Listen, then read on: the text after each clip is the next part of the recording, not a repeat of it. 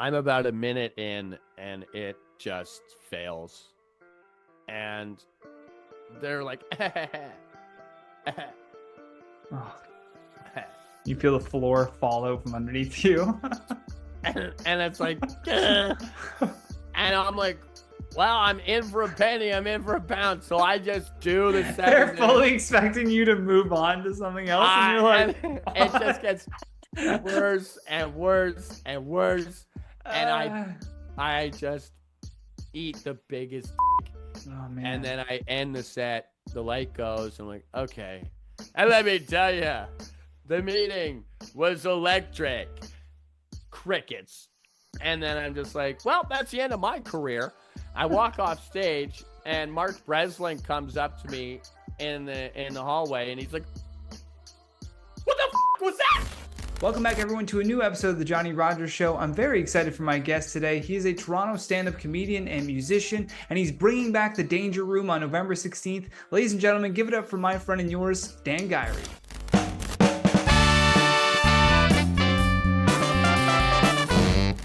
All right. Johnny. Welcome to the show. Johnny Rogers, thank you for having me. Thank you so much. God damn it. We should just talk in shock jock voices for an hour. This is my voice. I don't know what you're talking about. That's good, man. How you been? How you doing? Doing good, John. How are you? Good.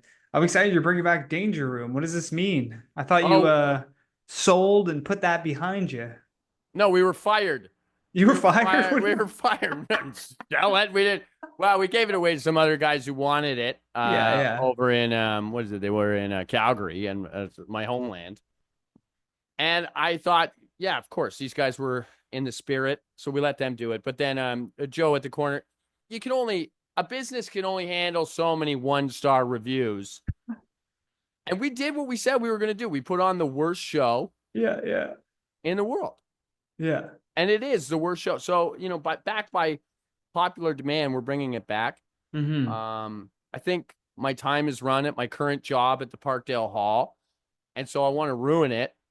I'm going to put on the Danger Room. No better way to do it. You have no idea. Okay, for people that don't know, I met Dan when I was like just starting out in comedy, and maybe I had been doing it for like not that long. And I remember I went to the corner one time, and you came up to me after, and you're like, "Hey man, I got this show on Sunday. You should come by and do a spot." And I'm like, "Wow, a comic's asking me to come do their show. Cool." And I show up, and it's the Danger Room, and it's the first time I've ever heard about it. And you're like, hecklers are allowed to say whatever they want. Sure. And that was the whole thing. And it was like people just saying the most fucked up shit to you while you're standing on stage trying to bare your soul with your jokes. Luckily, I never really got like some people got heat when they were on stage. Most people though, like were able to get their jokes out, and it wasn't too crazy. Well, that was sort of the point. Was where I came up. I came from Alberta, and I would have been your age. I was just a young punk kid, and I'm driving around northern Alberta doing shows, and you'd have these guys heckling you, throwing beer bottles at your face, and you're like, I just want to talk about the soup joke I got. And then you got this 60-year-old cokehead screaming at you and calling you the F word. Not the nice one, and you're just like, I drove 14 hours to get here and do the show in a blizzard, black ice everywhere. And then you come to Toronto, and it's just people are like, performing. It's sort of soft here. The people were soft. They're all like about their jokes. Like you just say, like I'm bearing my soul with my jokes. What the fuck are you talking about, Johnny? Like, make the people laugh. Nobody gives a fuck about your soul. Nobody cares. No. But to the extent of like, I think it takes a lot early on. I think it takes a lot of either false confidence or courage to just stand in front of people and have the audacity that what you have to say is funny enough for them to listen to you. Sure. To me, that's like, you're fighting through an insecurity there because everything in your body is telling you, don't do this. No, it should be funny though. Yeah, of here's the thing. course. It is where, but this is the thing is in Toronto, at least around that time, especially in the culture, there was clapter. Oh, there was a lot There's of one man shows. a Yeah, lot of yeah, yeah, a lot of agreeing. We agree with you. So, oh, yeah, that's yeah, good. Oh, that's good. Shut the fuck up. Tell a joke. yeah, Nobody yeah. fucking cares. And it, also at the Danger Room, it was a safe space. Mm-hmm. There For was all these dangerous safes. ideas. There was Yeah, a yeah. it's and it still is a safe Such a space for great dangerous tagline. ideas. It, it's for us to be together. Like we're together in this. We're comedians Yeah, under fire. And when you go out and you got money on the line, you got a kid to feed, you got bills to pay, whatever it may be, and they're heckling you, and you're 1,400 kilometers away from home and alone with some alcoholic headliner who drove you there or yeah, whatever. yeah, Well, that's not so safe. And you don't know how to deal with that. Or if you're at the festival and you're on stage and somebody coughs and you get distracted, well, why not have a place to do that in Toronto, work together, and then in the alley after yeah, the show, everybody could get together and say, "Man, that fucking host is such an asshole," and that guy, and it was like that was the idea, and then yeah. it turned into what it became, and When who you was guys to did, when know? you and Paul would do the Danger Improv, I like Me and nothing was Morgan, fun. me Oh and yeah, Morgan. yeah, that's right. It was Morgan. I feel like Paul might have jumped in for like one or two sketches, and that's what I'm remembering. But Paul Thompson? you, yeah, yeah, yeah. I feel like he jumped No, in once or no, twice for one of no. those. He Oh, okay. hated the Danger Room. Those guys hated it because to the real comics, Yeah. we were taking a night of comedy away from them, and they were like purists, Right. where they're like, "We got to try our jokes," and it's like, "Shut the fuck up!" Like this is No, fun. This is a we Sunday. need Nobody all of it. cares. We need all of it. I Well, don't see a point. Like even the bad shit needs to be there so you have something to compare yourself to. What I loved about the rooms that you produced was it was comedy boot camp. It was on purpose putting yourself in a bad position to see if you could dig yourself out of it. so you were talking about insecurities, Yeah, and what I think comedy is a little bit of a self defense mechanism. sure. And so we use it to deal with whatever. Um, and so sometimes we get a little like rest on our laurels, and it's like I got this great joke here. It's so funny. Well, it's not funny. You're funny. You're funny. What? Yeah. And people always say great writing. Hey, oh, this guy's a great writer, and then he does a joke about like almond nipples or something, and like almond milk, and you're like, everybody's thought of that. Yeah, it's But slightly clever. Yeah, it's barely. What are you talking about? Good writing. yeah. And so you're funny anyway. Oh, thank you. Johnny, you're a funny kid. I'm funny.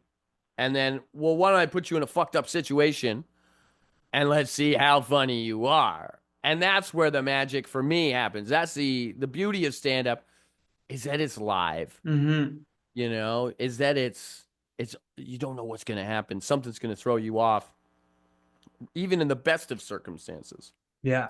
And that's when your instincts should come alive. Yeah. And honestly, like nothing, I feel that more when I do new material, when I write new stuff, because like you said, there's that tendency to rest on your laurels of like, this joke is killed for years, so why not keep closing with it? Well, instead, you should be doing this, testing yourself on a daily basis of like, why don't I open with my closer and see where the fuck that puts me? Now I have to come up with something that's better to close with, and I'm forced to do it. Or like the other day, I had some beats written out for a joke, but it wasn't like finished at all. And I was like, I'm just gonna take the idea on stage and just literally talk it out. And Yeah. if I start to get a reaction, I'm gonna lean into that. And that way, when something came up, it wasn't like it like a person heckled the way I said something.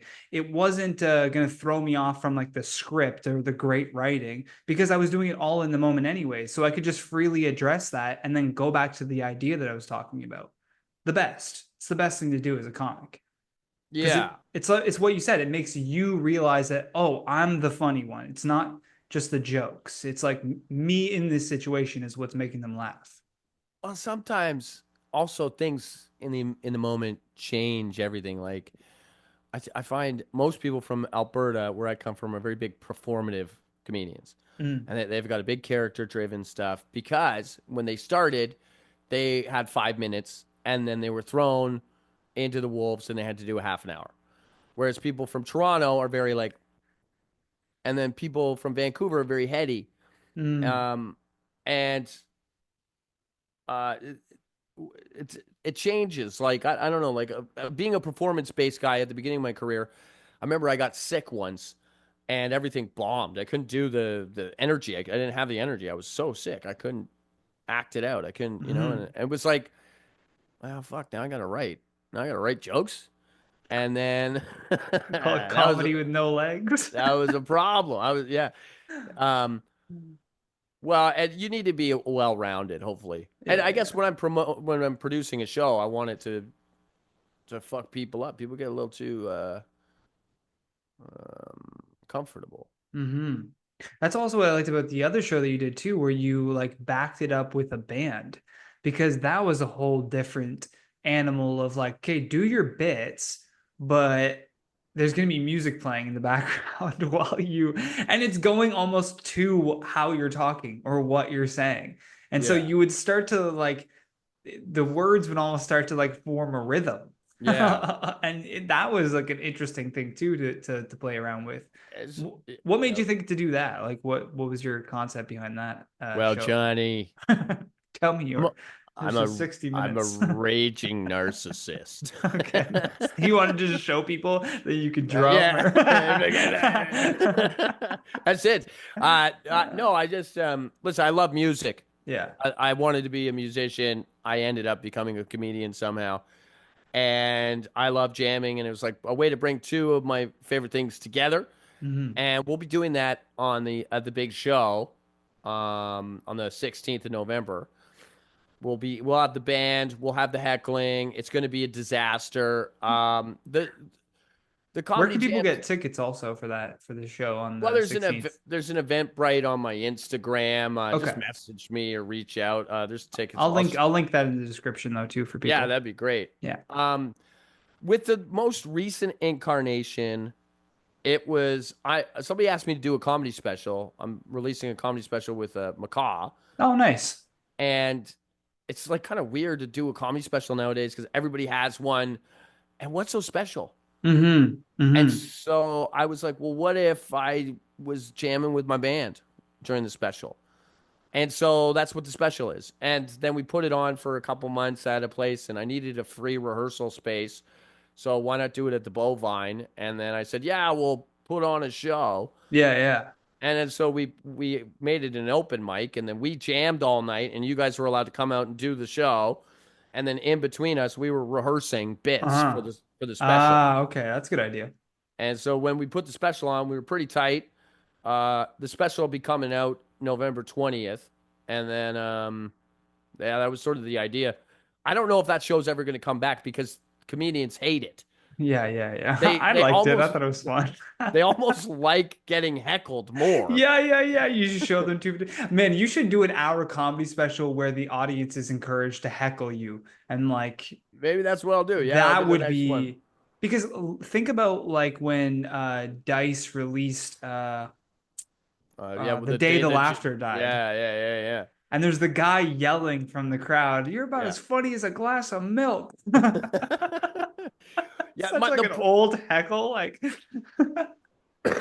like, and people thought he was crazy, and then that was like one of his top selling specials. right, but the problem is that people back then were maybe a little more reasonable. Like that heckle, you're about as funny as a glass of milk. Yeah, There's something classy about that. There's something like, like that in itself is a funny heckle. yeah, yeah, I know what the heckles are going to be. If I put on an hour yeah. long heckle special show where The people are heckle just special is the great. heckle special, which maybe I'm going to do it. Actually, Do it. You should do I'll it. do it. Here, you know Why what you not? should do also is okay, there's one or two ways you could do it. You could either tell them to heckle you so you get like maximum, outrage out of it and make it sort of like you're almost parody of a comedian where you're trying to do your bits, but it's like, okay, like dodging shit on stage.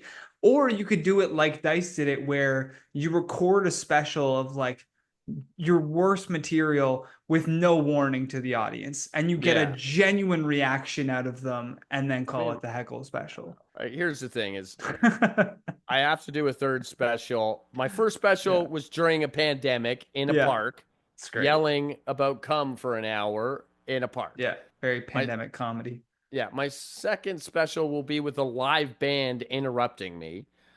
And then my third one will just be people heckling.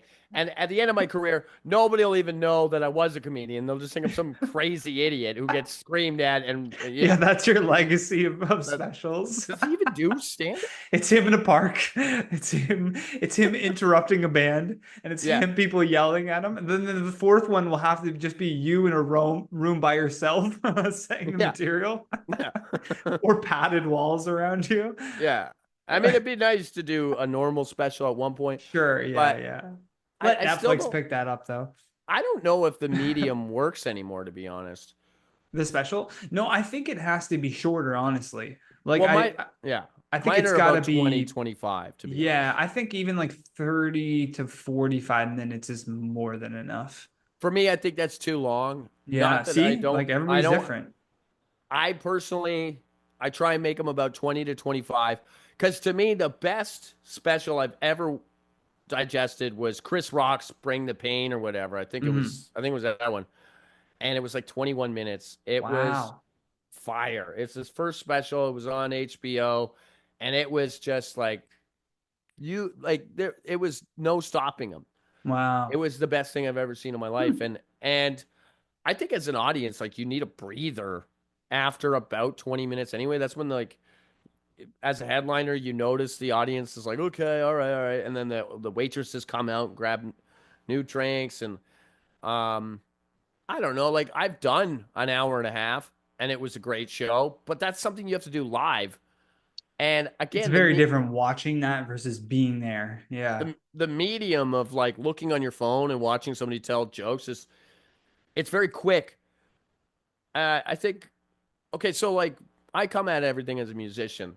Like in my special, there's a big portion of it is them filming my crotch. So just so you know, Yeah. spoiler alert. But that's because I'm a huge Led Zeppelin fan, Okay. and I don't know if you ever seen How the West Was Won, No. but I think 5 minutes of that documentary is just Robert Plant's cock, Really? and I'm like, this is rock and roll, baby. And so we try and capture that spirit in the special. But anyway, I digress.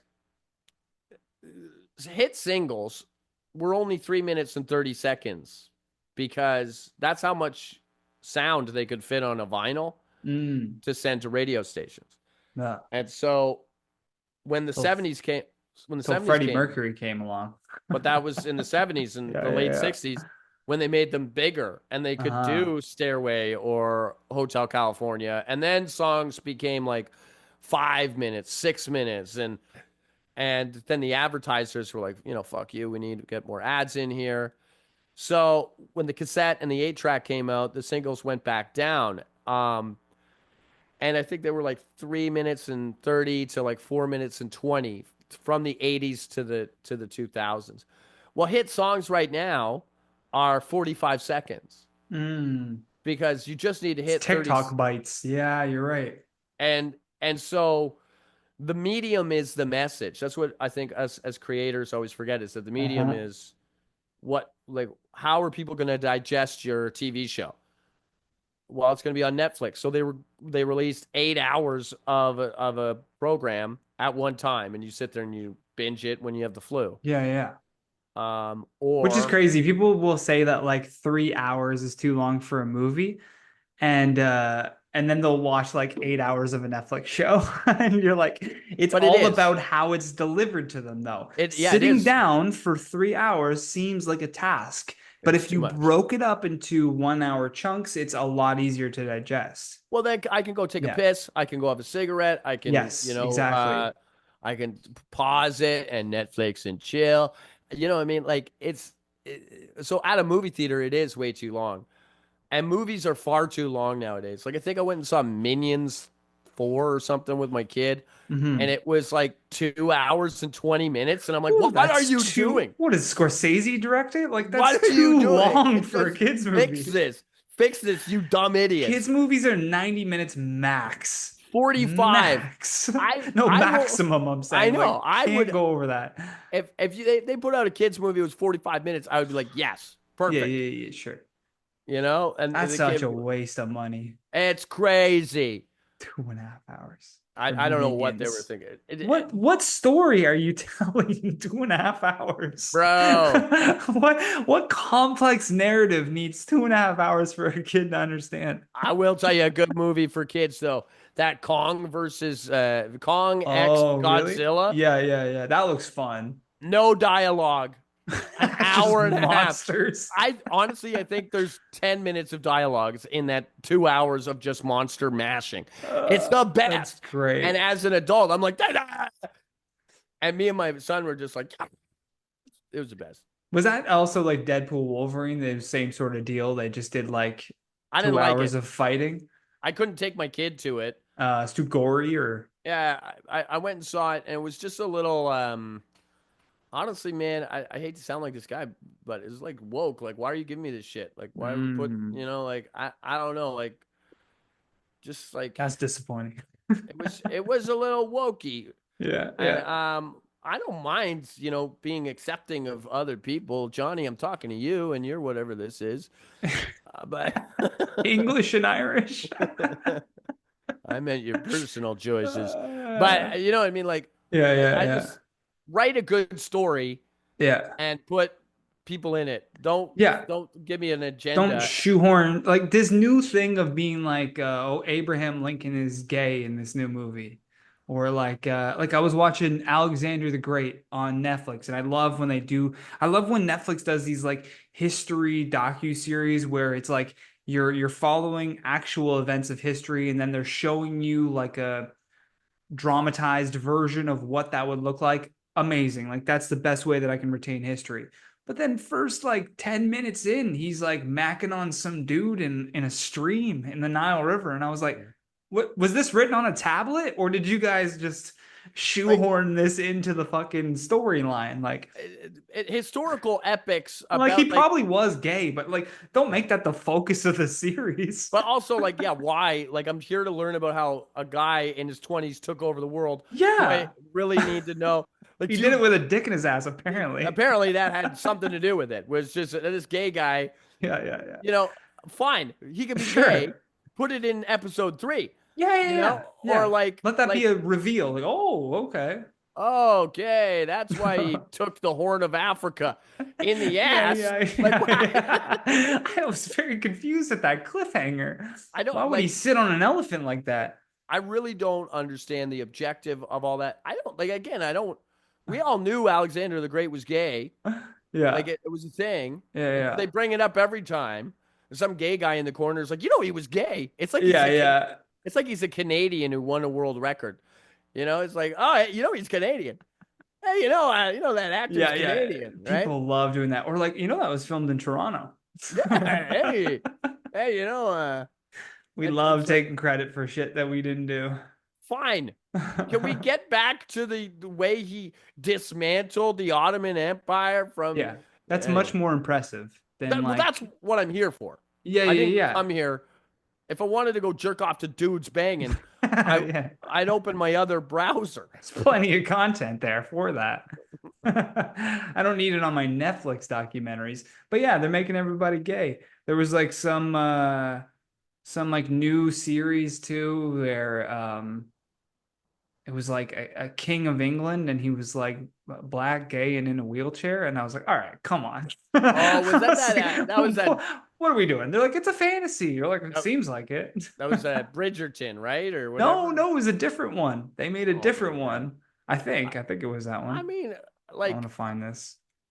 yeah, I don't know. I'm sure there's more like anyway. I think there's more interesting things going on there Sure, yeah, than yeah. I mean hilarious though that I'm about to say. There's more interesting things than shoving something Man, up this somebody's is ass. this is pretty interesting. And meanwhile, I've got this whole short film I'm making about smuggling jokes in our ass. That's funny. Yeah, it's Oh, what are called we? My Okay, here we Lady go. Jane. My Lady Jane. The King of England is black, gay, and disabled in My Lady Jane, and fans are having a hard time believing it's real. Is that a prediction of the future king? I don't know. I don't know if it's like a futuristic, but like somewhat mixed with like our past. I like how they're saying they're framing it as fans. Nobody's Yeah. fans of this. It's a new show. Yeah. It's a brand new show, but Yeah, it's suddenly brand fans new, are and now we have confused. fans. Yeah. We released something They just 2 months branded ago. critics as that's a pretty slick move though, to brand your critics as fans of the I'm show. not a fan. I wanted to watch a new show. I fell asleep Yeah. and the TV was on. Well, this fan here really identifies with the gay king. Whoa, hey. He seems to recognize. Yeah, what is this new show? Oh, I'm putting out so I'm doing a fun thing with the promo for this show. Okay. Is I've made a whole narrative thing. So if you go to my Insta, you'll see something I'm calling joke mules, and it's about my drummer Artie and I are smuggling illegal jokes into the country Nice. for Dangerfest, and it's actually some of my greatest work. I've worked with the Boss Wahab is in episode 1, Oh, that's great. Yaz Biaz, and then Mark Trinidad's in episode 2, and we've got a great actor in episode 3. We've got a few more to shoot. We've got Jared Nathan from Kill Tony is going to be doing. Oh, here you go. Yeah, there's. I don't know if you. I'm just previewing it for people because most people are going to be watching There's a it. boss there, Yeah. and then you got I don't want to uh spoil it for them. yeah, and then I rented a plane for this, right? You rented a plane for Yeah, this. yeah. It's, it's, I would love to see your tax returns. bro. And the plane rental for the promo. I'd like to write that off, please. Well, I had to fly a banner behind it. That's what I did. that's basically what we did. We hired a banner guy, Yeah. and then Uh, yeah. So it's just a real. Yeah, what's going on with my mic? It's just a real gag, man. It's like it's super fun to just like do this stuff, and again, like, um, I guess working with the medium here of what. Oh my god, what is what is comedy now? Well, it was silent movies in the 20s, and now it's the 20s again, and so it's TikTok. mhm. And does that mean we have to not have practical effects?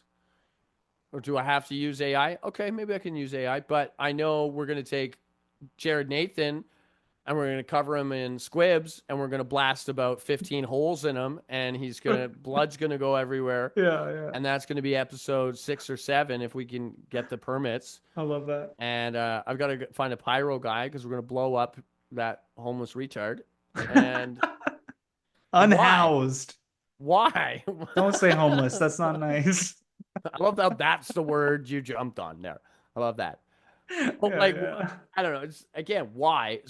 So in the special, there's this bit where it's a lot funnier that I have a gong. There's a gong in the show, and Okay. why? Why? Why is there a gong? Well, it was $120, and I could get it for the day, and I spent $120 on one joke, and why not? It's funny. And I just want Netflix to give you like a $20 million budget just to see what you would do. oh my god, it would be a blast. I mean, that's the goal here. That's It the would just be goal. one episode you in Vegas, just all on black. You're like, this is the budget. Let's see what happens. Yeah, Uh, knowing me, maybe. But it's just I don't know. It's fun, like yeah. producing stuff, creating things, and like some of the stuff I've been in is just amazing. And it's like, well, why don't we just do that with jokes? Yeah. Let's take it No, to no, 11. entirely. And if it's something you getting to film, it's like why not add a little extra to it, like put a little bit of effort into it. Because the problem is we're so inundated with clips, all different types of clips, and you're competing against people that have real budgets, real teams around them, like studios that are making comedy clips now, Yeah. whether it be stand up or just like sketches. Like even the Key and Peele page is just gonna all day clip up 4 seasons or whatever of their show. and then that clip is going to be right above or below your clip that you're putting up from your channel. It's the craziest time ever that we're like so mixed in with these like multi-million-dollar franchises and then just some guy with a camera. So yeah, you have to add in as much creativity as you possibly can to just make yourself stand out. Well, if you're looking at it that way, yeah. But here's the other thing: is like just have fun, man. Like Yeah, just no, have no, fun for doing sure. your thing. One of my biggest joys is playing piano, and I'm not doing it to, you know, win anything over, and with comedy, it's like I think I was with Yucks for a long time, and I was taking it really seriously, and I just kept banging my head against the wall. And then I just was like, this is not working, and I'm missing out on my life. I'm missing Hmm. out on my mom was sick, and I'm in Grand Prairie working at a casino, and I'm like, I want to kind of, I don't know, be a human. Yeah. And so I started working at the corner and just living in Toronto and being like, this is my home base. Hmm. You guys can come to me. I don't need to go to you. And I still got to do comedy. And that was when the Danger Room was formed. And then from that, it was like, there's a whole new, I don't know, what do you want out of this life? What is making it to you, John? Oh, making it to me is just getting to be creative and do whatever I want whenever I want Mm-hmm. without a 9 to 5. Sure. If I can just pay my bills and live somewhat modestly live some comfortably, like have a car to get around and like rent is paid and the internet bill is paid and there's food in the fridge, made it, like Completely reasonable made request. it. Yeah. And you can do that by not compromising, not missing out on your life, Hmm. and completely dedicating yourself to something. For me, it was when I just changed the idea. Like I wanted to be a super famous guy and like tour the world. Well, did I? Did I actually? Or do I just Hmm. like when I look back retrospectively, when I made my first rock album, that was me making it. Well, I was just hanging out with friends making an album. Yeah. When I made that special in a park, I was making it and I was just doing that with friends in a park. Yeah. When I made this last special, I literally made it. And what I'm doing right now is I'm making these reels and they're crazy. And we rented a plane and flew around Toronto. Well, I also got to bring, you know, newsflash. I brought my kid on the plane Oh and wow. and then we just had like a fun day. Yeah, core memory. And then we filmed a bunch of shit and made jokes out of it and just had a blast. Well, that's making it. Yeah, no, for And sure. you know, yeah, I don't know. That's like If even for me, like in 2020 when I couldn't do stand up and I didn't want to go do it in a park and I didn't want to do it on a Zoom call and I felt like so fucking lost and didn't know what to do. I started just making like hip hop songs, like just by myself in a fucking room in a tiny apartment. But it was like, I was like, whoa, I'm actually getting a lot of joy out of yeah, making these like silly little hip hop songs. And sure, then 2 years later, I put this album out of sick. like 10 of the best 30 songs that I made within the 2 years time. And then putting that out on Spotify and iTunes and whatever, and then getting it pressed into vinyl, I was like, okay, cool. I made it. I did what I wanted to do with that. Now let me go back to stand up and do Is more of that what I is want to do that with this. is that undeniably dope behind you? Is that what Yeah, it yeah, says? yeah, yeah, That's yeah. your hip hop album? Yeah, yeah. It's called Sick, Undeniably dude. Dope. That's great, man. And it like the cover is supposed to look like someone's rolling a Yeah, joint yeah. on the cover of the album. Oh, super cool, man. Yeah, yeah. And what you got the guitar there? What are you playing? Oh, I just a guitar that I bought off of Lars Classington a while ago. Oh, He won it. He won it from like a Guitar Hero competition, and I was like, oh, man, that's a cool. cool guitar. He goes, do you want it? And I was like, yeah, I'll buy it off you. Yeah, I only play So, Guitar Hero. so I'll practice. I'll Sick. practice occasionally. I'm not a great guitarist, but it's fun to play around That's on for fun, man. sure. And It's that's what nice it's just all having about. it there to pull up and like it's therapeutic. Sure. Yeah, some of my guitars got me through most of the hard shit. Yeah. Yeah. It's just something that you can focus on, right? Like it's something that you can just put your attention into and then it takes Yeah. your mind off. It's a meditation. Well, sure, yeah, if you want to look at it like a queer. I'm sure Robert Plant would be like, ugh. Pretty fucking pretty That's pretty gay. badass. We did it for pussy. That's pretty gay, Johnny Yeah, Rogers. yeah, yeah. Pretty fucking gay. It's so fucking funny. Yeah, I'll ask you another gay question here. Great, please, yeah. If Gay it I up. want you to think of yourself at 15 years old, Hmm. Pretty gay. and I want you to, you're pretty good at that. The phone rings, and Okay. it's you now on the other end, and you can give yourself a piece of advice based on what you know now. Nothing you say will change your present, but it might change his. What do you say? If I was 15, I'd literally nothing, man. That was fucking great time in my life. It was hard, but what did I tell him? Nothing, man. He was a good kid. I sometimes honestly, I would ask him for advice. Oh, okay. There's something about like youthful naivety that is you cannot replace it. And some of the Uh-huh. things I accomplished back then were impossible. And I know that Uh, now. I accomplished some impossible shit in my youth. And I'm like, you know what I would say? I would say sell that song to Clint Moffat. When if I go back in time, I would sell that song to okay. Clint Moffat. But Nice. I was too proud. I was like, this is mine. I'm gonna make it. But I didn't realize they were like offering me an opportunity to make it. You know, just like Yeah, they were trying to buy the song to like put some backing behind you. well, they were yeah, they were offering yeah, they were like I used to play at their bar and they were like, yo, that's a great song. Can we buy it? And I was like too proud and stupid. I would have sold the song because that doesn't exist anymore, really, that avenue of Ah. that income avenue. Could you imagine? Well, I guess it still might happen occasionally, but like a comic coming up to you and like, hey, that's a great bit. Can I buy that bit? Like, I would buy Static Cling off of you. You can have it, man. Please. Go ahead. I That love that that bit. I that love that bit. joke ruined my career. No, I love that bit. It's my favorite Uh, Dan Guiry joke. it's Static Cling. it was a great bit. It was a great bit for 3 weeks, Yeah, yeah. and then it failed me, and Oh, it destroyed my career. I'm almost tempted to make a documentary about that joke.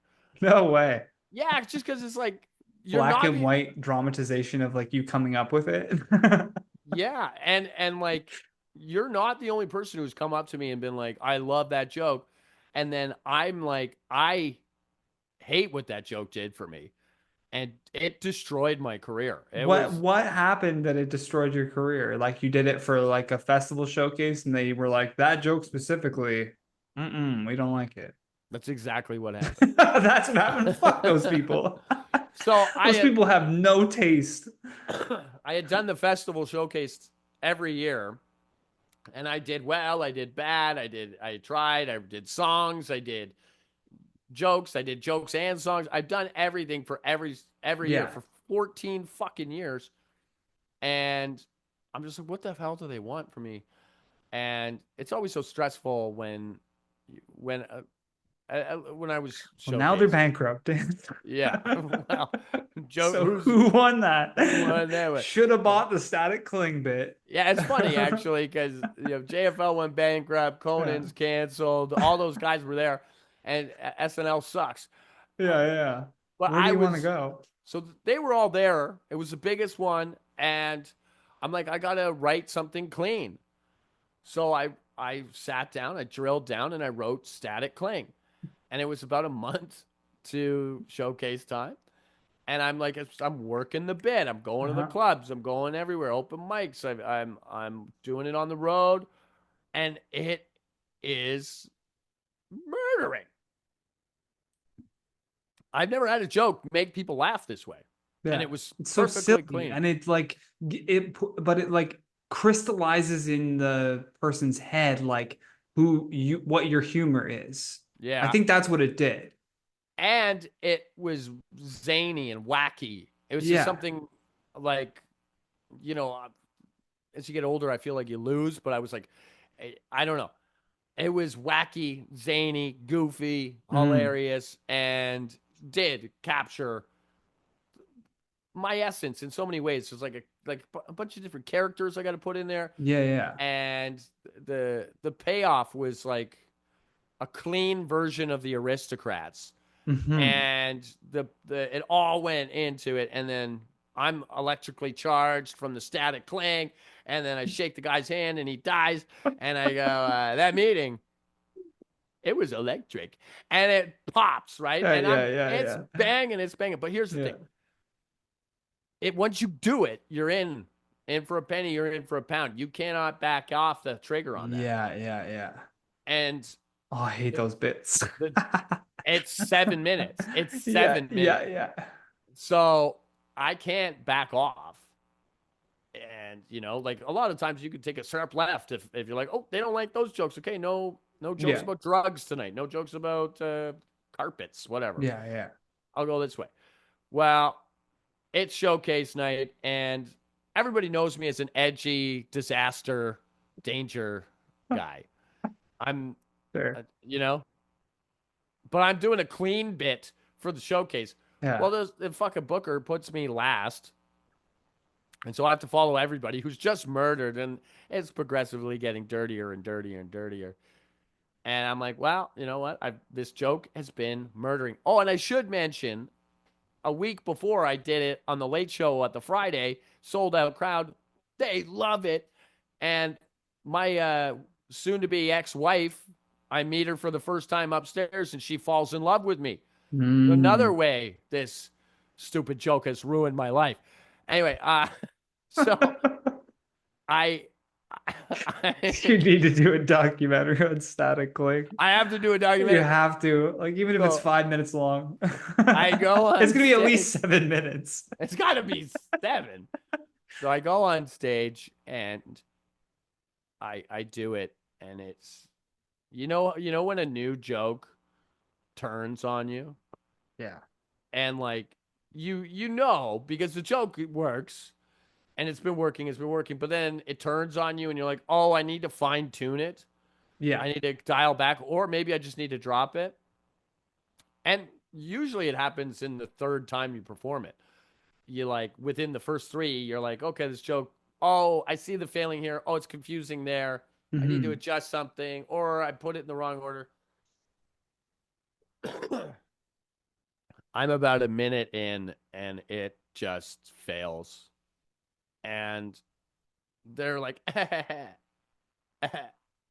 Oh, you feel the floor fall out from underneath you.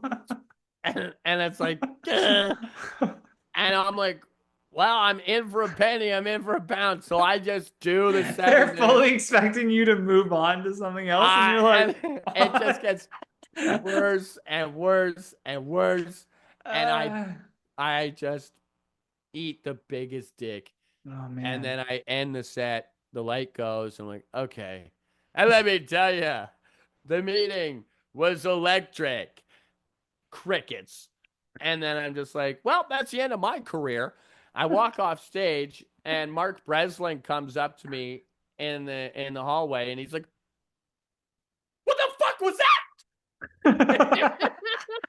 I can totally see And he him. just screams at me, what the hell? Why would you do that? And I just look at him. I'm like, well, I tried something. Didn't work. I I wanted to swear. be like Sam Kinison and walk the audience for you. Yeah, but at least Sam Kinison would have walked the audience for screaming profanities. Yeah, yeah, yeah. The audience just looked at me in Fuck. abject horror and being like, what the hell was that? Like, Oh my God, dude. That's but I had to. yeah, And you then had to do it. Like everything, it sucks when like all signs pointed to this do the bit bit. was gonna work. Do it. You did it in the room on the Do it. Late Show. It killed. Like, yeah, okay, I'm going later in the lineup, but like should be fine. And just didn't. It wasn't the right night for it. It's so crazy how that can happen. Like I've done shows where you do an 8 o'clock and a 10 o'clock, did the same material on 10 o'clock, doesn't work. Killed on the 8 o'clock. You're like, what Yeah. the? That's the craziest thing about comedy is like you just don't know until you get up there and start talking. Well, and the thing What with a character, would you done it if anything differently? Like now knowing like the way it went, no, would you I have would. pivoted off of it, or would you just still ran it into I'd the have ran it. ground? I'd have ran Okay. it, and I'd have ran it harder. Yeah, yeah. I like if Leaned I into it. Yeah, yeah, if I could even remember the bit, but I've like blocked it out of my mind. Here's the thing, man. yeah, I got my son out of that joke. My yeah. ex-wife fell in love with me. Huh. She thought I was this zany, quirky, hilarious guy. She would later find out I'm a toxic piece of shit. And still, we had a beautiful child. I love Sure. that. I love that Regardless, boy. yeah. And I left Yucks. Like I love Yucks. I love Mark. The 12 years I was with them was the best. And I would suggest anybody, if you get the opportunity to tour the country, you get to go everywhere, man, and you get to become better. Mm-hmm. But it was at a time in my life, my mother was getting sick, and I needed to spend time with my family. And I think there is something to that devil at the crossroads where the devil will come to you and ask you to sell your soul. Mm-hmm. But it's not like that. No. It's like abandon your child Yeah. and come to New York or Austin It's or choices. Yeah, you yeah, yeah. know let your mom die with And not be there. and not be there Yeah, with yeah, you yeah, yeah. you know Shit that'll haunt you. Yeah. and you lose a piece of yourself. And some people, it matters to them to go become the best guitar player in the world or become the famous comedian. um I don't think you have to pay that flesh. I don't think you need to pay that pound of flesh to do these things. And I refuse to. I want to still have these, like, this humanity, because the whole idea of being an artist is expressing what it is to be. Like, we are the scientists of the human condition, Mm-hmm. and we find a qualitative and quantitative way to write this experience, whether it be music or jokes or poems or acting or whatever, and we put it out there on the page so that other people can understand that they're not alone. Yeah. And you don't get to do that by turning your back on your life. Because nobody does that. You You can't. become unrelatable if you like are like I'm going to destroy all of my personal relationships so I can find some success somewhere else. It's Right. like who the fuck is doing that? Like what material are you going to get out of that experience if you're choosing that as your life path? For people that move to different cities, like I hope that they're in a position where if their parent does get sick, they could easily fly back and spend time with them and not have to worry about that. That beautiful. I would love that for them. But if you're someone out there who's like, you got a kid or like you're in a bad situation and you think that moving to a bigger city is going to change that situation, probably not. It's probably just going to make things a lot harder for you and a lot worse off. Yeah, like you don't really get to escape your demons. I mean, and so just I don't know. Now, maybe there is something to be said, like live on the razor's edge and tour the world, and that would be, maybe that's somebody else's life. For me, I've got a great relationship with my family and my kid, and despite it's hard to be a co-parent. My son's mom is the best. Mhm. I love his mom. I don't like my ex-wife, if I that think makes that's any the sense. best way to talk about her though in front of him because there's nothing when I talk to like friends of mine who have like divorced parents or separated parents, the same story that you always hear is that one parent is always talking shit about the other parent. And you can't control what another person says about you, but you can control what you say about, your child's mother. Yeah. And Well, if she's you're only great. speaking great about her She's to a them, great then yeah. she's a great artist, a great mom, and being able to raise our son together is the best. Now, do I want to go down to Austin and fucking murder on Joe Rose stage and then get the golden ticket and do the podcast and become super? Yeah, maybe that'd be great. But Yeah. maybe I could do it from Toronto. Do it when Like you maybe I could. can. Yeah, I'll do it. You can still do it, but do it for like a And weekend. Don't move there. But here's the thing. I get to be on Johnny Rogers' Yeah. podcast right now talking about Dangerfest, the first Yeah. inaugural Dangerfest, November 16th at the Parkdale Hall. You get your tickets somehow. I don't know how. And then what we're doing I'll the share where specials people coming get. out on the 20th. On the 20th. And we'll be like, what am I gonna do here? You gotta come to this thing. This is it's on Eventbrite. Look at you, Johnny. You're a I'm producer. Holy, look prepared. at I'm a producer. I'm the host. I do it all. Yeah, you can go to eventbrite.ca/Dangerfest. The Danger Room tickets are on there. The link is in the yeah. description.